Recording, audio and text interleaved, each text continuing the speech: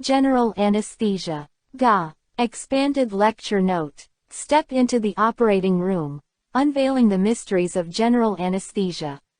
From the molecular mechanisms to the clinical applications, join me as we explore the fascinating world of general anesthesia and its life-changing impact on modern medicine. Are you ready to dive into the specifics of general anesthesia, covering its history, pharmacology, administration techniques, and patient care? Let's get started. Objectives. By the end of this lecture, the student should be able to 1. Define general anesthesia. 2. Understand the history and evolution of general anesthesia. 3. State the principles and goals of general anesthesia. 4. Describe the classification of anesthetic agents. 5. Understand the stages and mechanism of general anesthesia. 6. Discuss pharmacokinetics and pharmacodynamics of common anesthetic agents. 7. Outline the indications, contraindications, and complications of general anesthesia. 8. Understand monitoring, safety, and recovery in general anesthesia. 9. Apply knowledge of general anesthesia in ICU, emergencies, and special populations. Definition of general anesthesia. General anesthesia is a reversible drug-induced state characterized by loss of consciousness, analgesia, amnesia, and muscle relaxation, during which the patient is unresponsive to painful stimuli and requires assistance in maintaining vital functions. It is achieved through the administration of inhalational and/or intravenous anesthetic agents. 1. General anesthesia is a reversible drug-induced state. This means that the effects of anesthesia are temporary and can be reversed once the drugs are discontinued or metabolized. 2. Characterized by loss of consciousness. The patient is not aware of their surroundings and does not respond to verbal commands or physical stimuli. 3. Analgesia. The patient experiences pain relief, which is a crucial aspect of general anesthesia. 4. Amnesia. The patient typically does not remember the events that occurred during the procedure.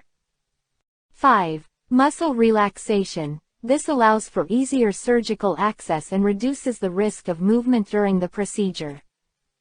6. During which the patient is unresponsive to painful stimuli. The patient does not react to painful stimuli, which is essential for surgical procedures. 7. Requires assistance in maintaining vital functions. General anesthesia can affect the patient's ability to breathe, maintain blood pressure, and regulate other vital functions, so assistance is necessary to ensure their safety. 8. Achieved through the administration of inhalational and/or intravenous anesthetic agents. General anesthesia can be induced using gases, inhalational agents, or medications given through a vein, intravenous agents, or a combination of both. History of general anesthesia. 1. 1846. First public demonstration of ether anesthesia by William T. G. Morton. This marked a significant milestone in the history of anesthesia, showcasing the potential for painless surgery. 2. 1847. Chloroform introduced by James Young Simpson. Chloroform became widely used for anesthesia, despite its risks and side effects. 3. 20th century. Introduction of safer agents like halothane, T-opentone, ketamine. These newer agents offered improved safety profiles and more predictable effects compared to earlier anesthetics. 4. Modern era. Use of short-acting intravenous agents propofol, etomidate. These agents allow for rapid onset and recovery, making them ideal for modern anesthesia practice. 5. Modern era. Balanced anesthesia. This approach combines different anesthetic agents and techniques to achieve optimal results, minimizing side effects and promoting faster recovery. 6. Modern era. Advanced monitoring. Modern anesthesia care includes sophisticated monitoring systems to track vital signs, anesthetic depth, and other critical parameters, ensuring patient safety during procedures. Goals of general anesthesia. 1. Analgesia, relief of pain, ensures the patient does not feel pain during the surgical procedure, making it a pain-free experience. 2. Amnesia, loss of memory of surgical event. The patient typically does not remember the events that occurred during the procedure, reducing anxiety and stress. 3. Loss of consciousness, patient unaware. The patient is not aware of their surroundings and does not respond to verbal commands or physical stimuli. 4. Immobility and muscle relaxation. To facilitate surgery, muscle relaxation allows for easier surgical access and reduces the risk of movement during the procedure, making it safer and more efficient. 5. Suppression of reflexes. To prevent harmful autonomic responses, general anesthesia helps suppress reflexes that could lead to undesirable autonomic responses, such as changes in heart rate or blood pressure. 6. Maintenance of physiological stability. Stable cardiovascular, respiratory, and metabolic functions.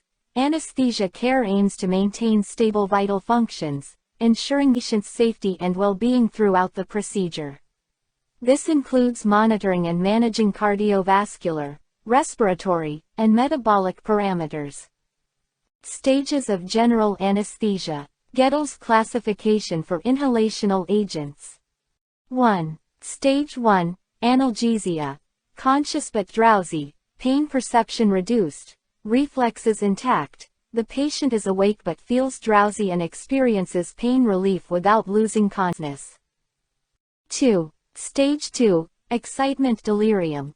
Loss of consciousness, irregular breathing, involuntary movements, hyperreflexia. This stage is characterized by uncontrolled movements and irregular breathing patterns as the patient loses consciousness. 3. Stage 3, surgical anesthesia.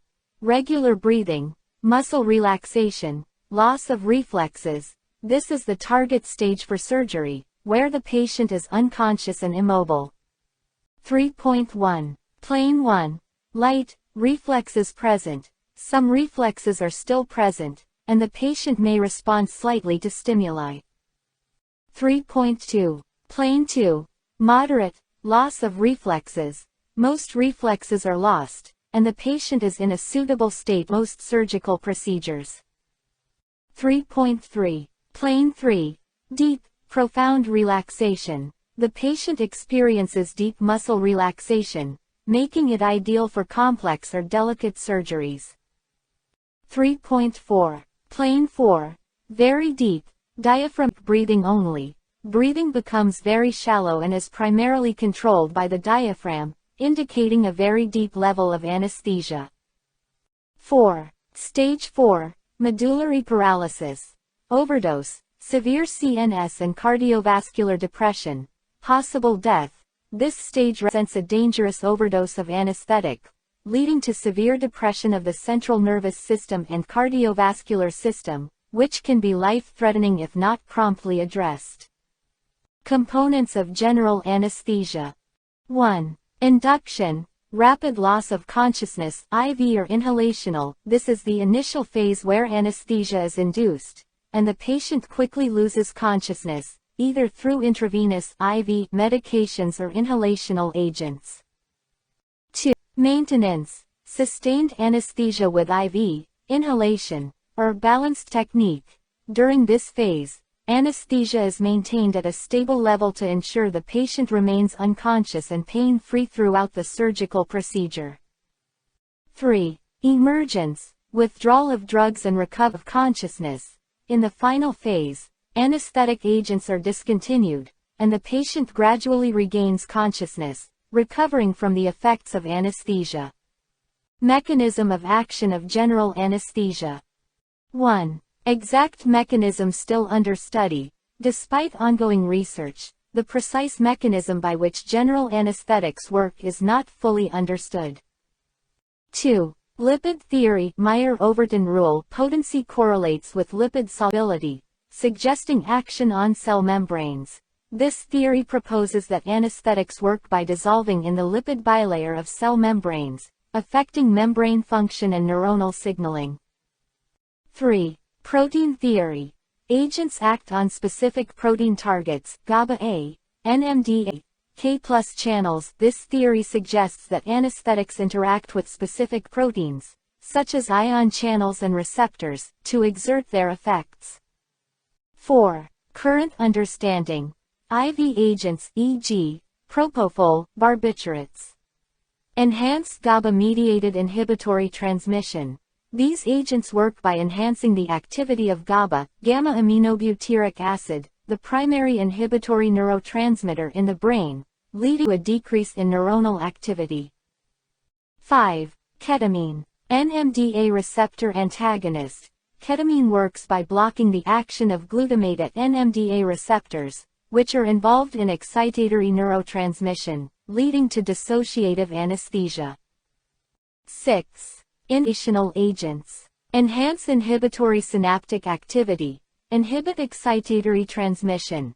Inhalational anesthetics are thought to enhance the activity of inhibitory synapses and reduce the activity of excitatory synapses, leading to a net decrease in neuronal activity and consciousness.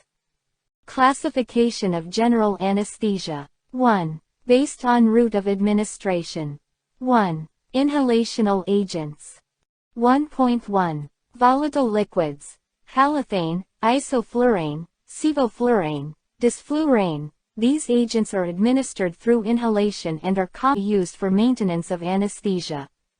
1.2. Gases. Nitrous oxide, xenon. These gases are also administered through inhalation and can be used for both induction and maintenance of anesthesia. 2. Intravenous agents. 2.1. Induction. Propofol, thiopentone, etomidate, ketamine. These medications are used to induce general anesthesia and are administered intravenously. 2.2. Adjuncts. Benzodiazepines, midazolam, diazepam. These medications can be used to provide sedation or amnesia during procedures. 2. Adjunct drugs used in GA. 1. Opioids.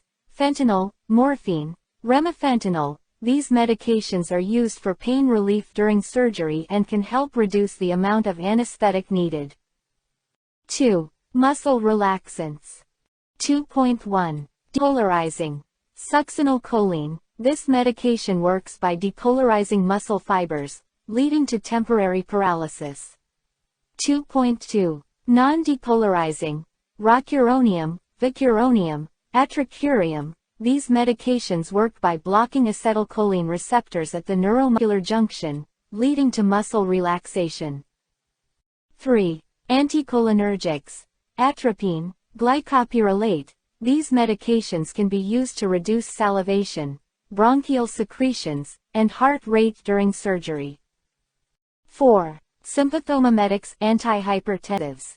To maintain hemodynamic balance. These medications can be used to manage blood pressure and heart rate during surgery, ensuring the patient's cardiovascular stability. Pharmacokinetics and pharmacodynamics of anesthetic agents. Inhalational agents. 1. Uptake depends on solubility, blood-gas partition coefficient. The rate at which inhalational agents are absorbed into the bloodstream depends on their solubility in blood. 2. Ventilation. Adequate ventilation is necessary for the effective uptake and distribution of inhalational agents. 3. Cardiac output. Cardiac output affects the rate of uptake and distribution of inhalational agents, with higher cardiac output leading to faster distribution. IV agents. 1. Rapid onset due to high lipid solubility. IV agents quickly cross the blood-brain barrier due to their high lipid solubility, leading to rapid onset of anesthesia. 2. Redistributed to muscle and fat. After initial distribution to the brain, IV agents are redistributed to muscle and fat tissues, which can affect their duration of action. Metabolism. 1. Propofol to hepatic metabolism. Propofol is metabolized by the liver, with its metabolites being excreted in the urine. 2. Thiopentone to hepatic metabolism. Prolonged elimination. Thiopentone is also metabolized by the liver, but its elimination can be prolonged due to its slow metabolism and redistribution. 3. Ketamine to hepatic metabolism produces active metabolite norketamine. Ketamine is metabolized by the liver, producing an active metabolite called norketamine, which contributes to its anesthetic effects. 4. Inhalational agents to mostly exhaled unchanged. Most inhalational agents are exhaled unchanged, with a small portion being metabolized by the liver. 5. Some hepatic metabolism, e.g., halothane to risk of hepatitis. Certain inhalational agents, like halothane, undergo hepatic metabolism, which can lead to rare but serious side effects like hepatitis. Induction techniques in general anesthesia. 1. Intravenous induction. Rapid, IV induction agents work quickly to induce anesthesia. Smooth, IV induction provides a smooth transition to the anesthetic state. Common in adults. IV induction is freely used in adult patients due to its rapid onset and reliability. 2. Inhalational induction. Slower, inhalational induction takes longer to achieve the desired anesthetic effect. Used in pediatrics or in cooperative adults, inhalational induction is often used in children or adults who may not tolerate IV placement or may benefit from a slower induction. 3. Rapid sequence induction, RSI. Used in full stomach emergency. RSI is employed in situations where there is a high risk of aspiration, such as in emergency surgeries or patients with a full stomach. Prevent aspiration. RSI involves quickly inducing anesthesia and securing the airway to minimize the risk of gastric aspiration. Monitoring during general anesthesia. Basic ASA standards. 1. ECG, heart rhythm, monitors the patient's heart rate and rhythm to detect any cardiac abnormalities during anesthesia. 2. Pulse oximetry, oxygenation, measures the patient's oxygen saturation levels to ensure adequate oxygenation. 3. Blood pressure, non-invasive or invasive, monitors blood pressure to ensure it remains within a safe range during surgery. 4. Capnography, ETCO, measures the patient's end-tidal carbon dioxide levels to assess ventilation and respiratory function. Additional monitoring. 1. Temperature, monitors the patient's body temperature to prevent hypothermia or hyperthermia during surgery. 2. Urine output, measures urine production to assess renal function and fluid balance during surgery. 3. BIS, depth of anesthesia, monitors the depth of anesthesia to ensure the patient is adequately anesthetized and reduce the risk of awareness. 4. Neuromuscular monitoring, assesses the level of neuromuscular blockade to ensure adequate muscle relaxation and safe use of muscle relaxants. Indications for general anesthesia. 1. Major surgical procedures requiring unconsciousness. General anesthesia is indicated for complex surgeries where the patient needs to be completely unconscious to ensure a safe and pain-free experience. 2. In cooperative patients, psychiatric general anesthesia may be necessary for patients who are unable to cooperate during procedures due to age, cognitive impairment, or psychiatric conditions. 3. Situations requiring muscle relaxation, thoracic, abdominal, neurosurgery. General anesthesia is often used for surgeries that require significant muscle relaxation, such as thoracic, abdominal, or neurosurgical procedures, to facilitate surgical access and ensure patient safety. Contraindications for general anesthesia. 1. Severe cardiopulmonary instability. Patients with severe heart or lung disease may be at increased risk for complications during general anesthesia, requiring careful consideration and stabilization before proceeding. 2. History of malignant hyperthermia.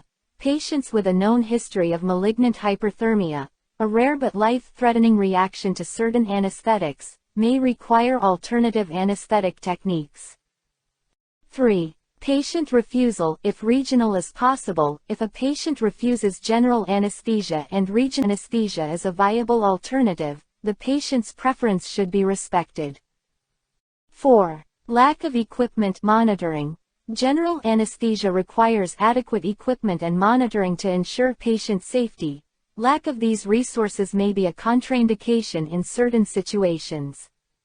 Complications of general anesthesia during induction. 1. Hypotension, arrhythmias, changes in blood pressure and heart rhythm can occur during induction, requiring prompt management. 2. Airway obstruction, aspiration, airway complications can arise during induction, especially if the patient's airway is not properly secured.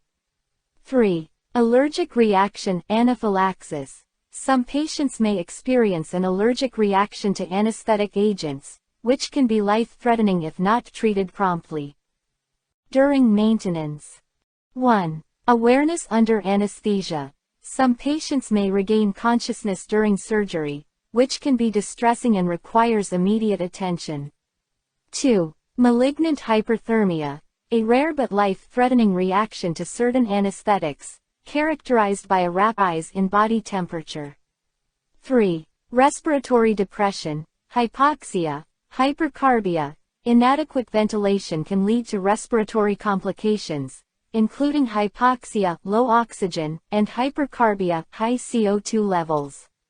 4. Hemodynamic instability. Changes in blood pressure and heart rate can occur during maintenance, requiring careful monitoring and management. During emergence.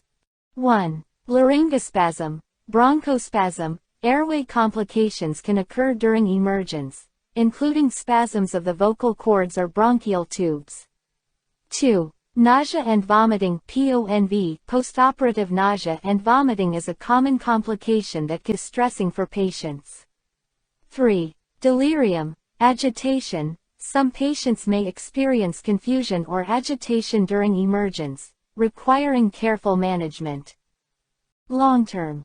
1. Cognitive dysfunction. Some patients may experience long-term cognitive impairment after general anesthesia, although the causes are not fully understood.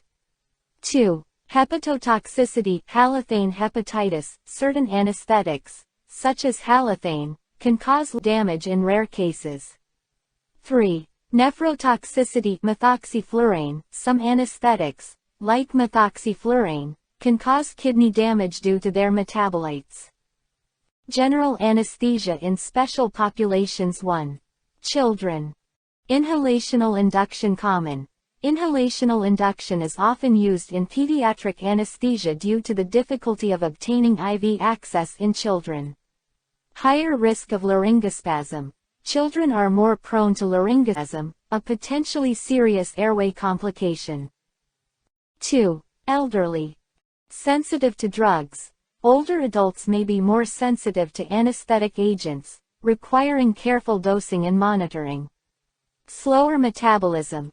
Elderly patients may have slower metabolism, due to prolonged effects of anesthetic agents. Higher risk of hypotension. Elderly patients are more susceptible to hypotension during anesthesia, requiring close monitoring of blood pressure. 3. Pregnancy. Rapid sequence induction due to aspiration risk.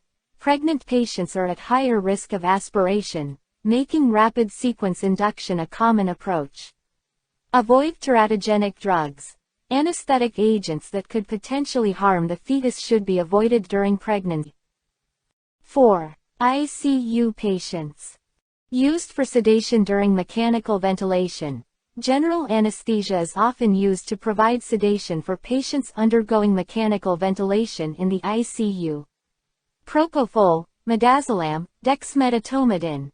These medications commonly used for sedation in ICU patients due to their favorable pharmacological profiles. Safety and recovery in general anesthesia. 1. Recovery room PACU, observation. Patients are closely monitored in the post-anesthesia care unit PACU to ensure a safe recovery from anesthesia. 2. Airway, breathing, circulation monitoring. Vital signs and respiratory function are closely monitored to ensure the patient's airway is secure, breathing is stable, and circulation is adequate. 3. Pain management. Effective pain management is crucial during recovery to ensure patient comfort and reduce stress. 4. Prevention and treatment of PONV. Postoperative nausea and vomiting (PONV) is a common complication. Prevention and treatment strategies are implemented to minimize its occurrence and impact. Nursing and anesthetic management. 1. Pre-op assessment. Airway, comorbidities, fasting status. A thorough preoperative assessment is conducted to evaluate the patient's airway, medical conditions, and fasting status to ensure a safe anesthetic plan. 2. Preparation of equipment, drugs, and monitoring. Necessary equipment, medications, and monitoring devices are prepared to ensure a smooth and safe anesthetic experience. 3. Assisting with induction and airway management. Nurses assist anesthesiologists with induction of anesthesia airway management, including intubation and securing the airway. 4. Intra-op patient safety positioning, fluid balance during surgery. Nurses ensure patient safety by maintaining proper positioning and managing fluid balance to prevent complications. 5. Post-care in recovery. Nurses provide close monitoring and care to patients in the recovery room, managing pain, nausea, and other postoperative concerns to ensure a smooth recovery. Conclusion. General anesthesia is a cornerstone of modern surgery, providing unconsciousness, analgesia, amnesia, and muscle relaxation. Safe practice requires comprehensive preoperative assessment, careful drug selection, vigilant monitoring, and prepared for complications. 1. General anesthesia is a cornerstone of modern surgery. General anesthesia plays a vital role in enabling complex surgical procedures by providing the necessary conditions for patient comfort and safety. 2. Providing unconsciousness, analgesia, amnesia, and muscle relaxation. General anesthesia achieves its goals by inducing a state of unconsciousness, relieving pain, preventing memory of the event, and relaxing muscles. 3. Safe practice requires comprehensive preoperative assessment. A thorough pre-op evaluation is essential to identify potential risks and develop an individualized anesthetic plan. 4. Careful drug selection. Anesthesiologists must carefully choose anesthetic agents and adjuvants based on patient-specific factors to ensure safety and efficacy. 5. Vigilant monitoring. Close monitoring of vital signs and anesthetic depth is crucial to prevent complications and ensure patient safety during surgery. 6. Preparedness for complications.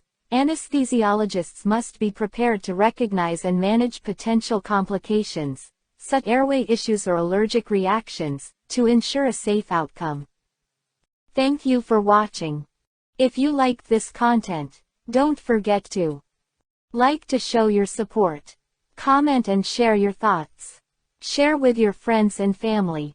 Subscribe for more exciting content. Your engagement means the world to us. Stay tuned for more.